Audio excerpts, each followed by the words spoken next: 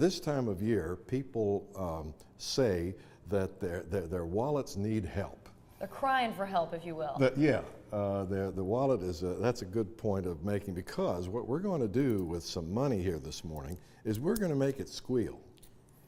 And we're going to do it with dry ice. And again, if you try this at home, be sure you have adult supervision, because this stuff can burn you and damage your skin. But it's readily available at the grocery store or whatever. And these kinds of experiments with dry ice can be a lot of fun. And it's cold, and so why not? Okay, now I'm going to take this quarter and put it on the surface of the dry ice, which is frozen CO2, as we say. And then I want you, because you have the gloved hand, to mash the coin down on the dry ice. So here we go.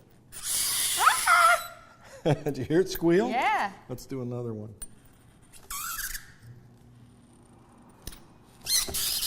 Oh, that one squealed really good. Why is it doing that? Now here's a nickel. Do one more. Poor money. Don't spend all of me, please. Don't freeze me. Well, what's going on? You can see from the cloud that is coming off, we call it sublimation, where the CO2 is going from a solid to a gas in one step. It just goes right to a gas. That's called sublimation.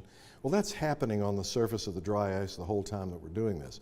But when you take a warm coin, and these were warm because I had them sitting in the palm of my hand, remember? When you take a warm coin and sit it down there, you speed up that sublimation process. All those little molecules of CO2 go from solid to gas like that. I mean, really fast. Yeah. And because we speed that up, the gas is escaping around the coin and sets up a vibration. The vibration becomes a sound that we hear. And you could feel it shaking underneath my glove. You could feel it. And notice that as the coins have chilled, they're less likely to make any vibrating sound, because now they're not causing the CO2 to boil off. In fact, give a mash on one of your earlier ones there. Nothing. We don't hear anything because they're cooled down. Let's take another warm one. Isn't that funny? Yeah. And that happens with any metal that's warm.